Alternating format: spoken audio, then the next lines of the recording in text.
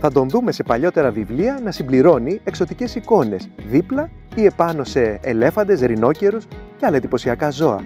Σήμερα συμπληρώνει πιο οικεία τοπία ακόμη και στην Ελλάδα. Είναι ένα από τα είδη πουλιών που τα τελευταία χρόνια απλώνεται με ταχύ ρυθμό σε όλο τον πλανήτη. Ένας πραγματικός κοσμοπολίτης ερωδιός.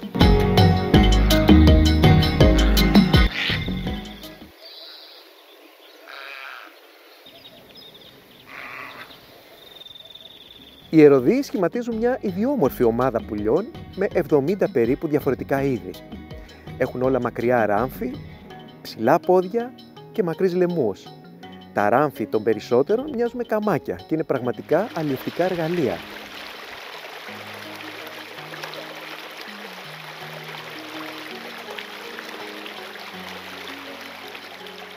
Σχεδόν όλοι οι ερωδοί έχουν στενή σχέση με το υδάτινο στοιχείο. Δεν κολυμπούν μεν, αλλά καλοβατούν με τα ψηλά πόδια τους σε όχθες, ακτές και ρηχά νερά.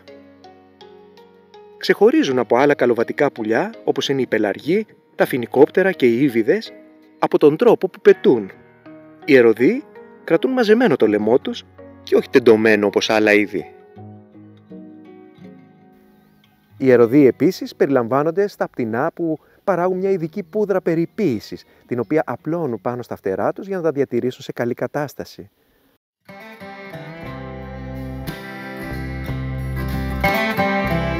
Ο γελαδάρης είναι ένα από τα ελάχιστα είδη ερωδιών που συχνά αναζητούν τροφή μακριά από το νερό. Τυπικά ακολουθεί μεγάλα φυτοφάγα ζώα για να πιάσει έντομα ή άλλα μικρά ζωήφια που ξεπετάγονται τρομαγμένα από το ποδοπολιτό. Έτσι διαφέρει από τους περισσότερους στενούς συγγενείς του που κατά κύριο λόγο είναι ψαροφάγοι.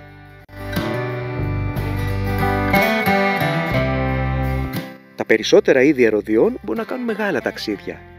Από αυτόν τον κανόνα δεν εξαιρείται ο γελαδάρης. Νεαρά πουλιά με τάση για περιπέτεια μπορεί να περιφέρονται έως και 5.000 χιλιόμετρα μακριά από τον χώρο που γεννήθηκαν. Έχουν βρεθεί ακόμη και κατά μεσής στον Ατλαντικό ωκεανό, στα νησιά Φίτζι του Ειρηνικού, ενώ τακτικά μεταναστεύουν από την ηπειρωτική Αυστραλία προς την Τασμανία και τη Νέα Ζηλανδία. Το πρώτο μεγάλο ταξίδι τους επιβεβαιώθηκε ήδη στα τέλη του 19ου αιώνα, όταν μια ομάδα πέρασε από την Αφρική στο βόρειο μέρος της Νότιας Αμερικής, εκμεταλλευόμενοι μάλλον τους αλληγείς ανέμους.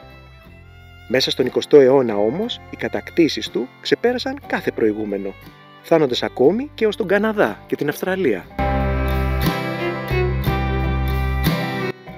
Κατά την περίοδο αναπαραγωγής, ο γελαδάρης αποκτά χαρακτηριστικά πορτοκαλόχρωμα φτερά στο κεφάλι, στο στήθος και στη ράχη. Τον υπόλοιπο χρόνο έχει λευκό φτέρωμα. Εάν δεν προσέξουμε τις λεπτομέρειες, στην Ελλάδα μπορεί να τον μπερδέψουμε με κάποια άλλα είδη ερωδιών. Πρώτα απ' όλα με το λευκοτσικνιά. Είναι και αυτός μεσαίου μεγέθους λευκός ερωδιός. Έχει όμως πάντα μαύρο ράμφος και όχι κίτρινο ή πορτοκαλί όπως του γελαδάρη. Επίσης έχει μαύρα πόδια με κίτρινα δάχτυλα. Λίγη περισσότερη προσοχή χρειάζεται να δείξουμε στους νεαρούς λευκοτσικνιάδες που έχουν πιο ανοιχτόχρωμα πόδια ή και στους πολύ νεαρούς γελαδάριδες που έχουν μαύρο ράμφος. Βέβαια, εάν δούμε αρκετούς γελαδάριδες και λευκοτσικνιάδες, θα τους ξεχωρίζουμε έπειτα ακόμη και με κόντρα φως, από τις σιλουέτες τους. Ο λευκοτσικνιάς είναι σαφώς πιο λεπτοκαμωμένος. Ο γελαδάρης μοιάζει συμπαγής μπροστά του. Το κίτρινο ράμφος του γελαδάρη μπορεί να μας μπερδέψει με τον αργυροτσικνιά.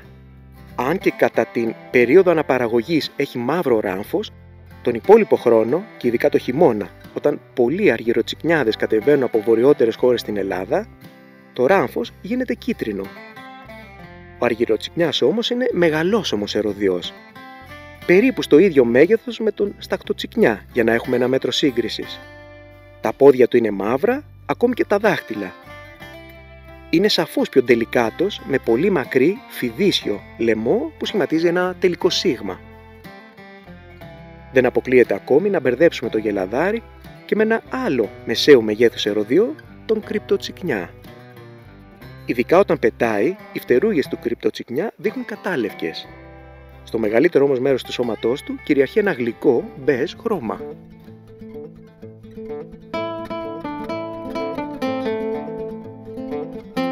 Ο γελαδάρης, ως είδος, καταχωρήθηκε στον πρώτο κιόλας ονομαστικό κατάλογο των ζώων του κόσμου, από τον Κάρολο Λινναίο. Όμως, περίπου από την Ινδία και ανατολικότερα, οι πληθυσμοί των πουλιών διαφέρουν μορφολογικά από τα πουλιά που ζουν στα δυτικά. Εκτός των άλλων, οι ανατολικοί έχουν πολύ πιο έντονο και εκτεταμένο χρώμα στα φτερά κατά την περίοδο αναπαραγωγής. Έτσι, τώρα αναγνωρίζονται δύο υποείδη, ενώ κάποιες αρχές τα κατατάσσουν σε δύο διακριτά είδη: τον δυτικό γελαδάρι και τον ανατολικό γελαδάρι. Τα πουλιά που εμφανίζονται στην Ελλάδα είναι δυτικοί γελαδάριδες. Δεν αποκλείεται όμως να δούμε κάποια στιγμή και περιπλανόμενους ανατολικούς γελαδάριδες, αφού τελευταία έχουν παρατηρηθεί τουλάχιστον έως τη Μέση Ανατολή.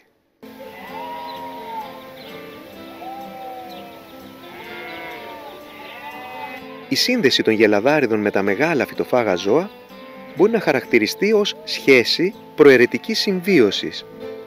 Οι γελαδάριδες σίγουρα επωφελούνται από αυτή τη σχέση. Έχει φανεί ότι βρίσκουν πολύ πιο εύκολα τροφή όταν ακολουθούν κτηνοτροφικά ζώα παρά όταν αναζητούν τροφή μόνοι τους. Από την άλλη, απαλλάσσουν εν μέρει τα κτηνοτροφικά ζώα από τα αιμοβόρα έντομα, όπως τις αλογόμυγες, που τα απομυζούν. Ενδέχεται όμως να διασπείρουν και κάποιες ασθένειες στα ζώα.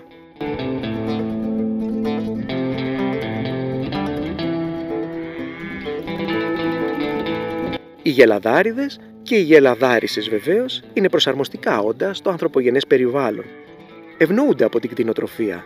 Στο φυσικό τους χώρο ακολουθούσαν άγρια φυτοφάγα θηλαστικά, όπως τους αφρικάνικους βούβαλους, που δεν διαφέρουν πολύ από τα βοηδή που εκτρέφουν οι άνθρωποι. Οι ίδιοι τρέφονται κυρίως με χερσαία ζώα παρά υδρόβια. Κατά συνέπεια, έχουν πλέον στη διάθεσή τους ένα πολύ πιο διαδεδομένο περιβάλλον για να ζήσουν. Σε κάποιες αστικές περιοχές, όπως στην Ινδία και στις Σεϊχέλες, εκμεταλλεύονται ακόμη και την αυθονία τροφής και ειδικά τα ζωήφια που συγκεντρώνονται σε απορρίμματα. Δεν αφήνουν ακόμη και τις ευκαιρίες που δίνουν οι πυρκαγιές από ανθρώπινα αίτια για να βρουν έντομα τα οποία προσπαθούν εκείνη τη στιγμή να διαφύγουν. Μονάχα σε λίγες περιπτώσεις οι γελαδάριδες μεταφέρθηκαν σε νέα μέρη με τη βοήθεια του ανθρώπου, όπως συνέβη για παράδειγμα στις Σεϊχέλες και στη Χαβάη. Στη δεύτερη τουλάχιστον περίπτωση αυτό λέγεται ότι έγινε για να απαλλάξουν τα κτηνοτροφικά ζώα από τα ενοχλητικά έντομα.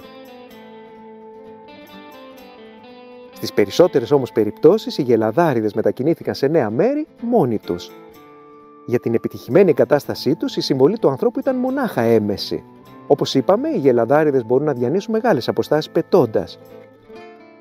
Στο σύγχρονο περιβάλλον που έχει διαμορφώσει ο άνθρωπος, αυτοί οι περιπλανόμενοι ταξιδιώτες θα βρουν νέους βοσκότοπους σε κάθε γωνιά του πλανήτη. Αυτή η περίπτωση θα προβληματίσει όσους ανησυχούν για τα φυτά και ζώα εισβολής που μεταφέρει ο άνθρωπος. Μπορεί να θεωρηθεί εισβολέας ένα είδος που απλώνεται μόνο του, χωρίς την άμεση βοήθεια του ανθρώπου?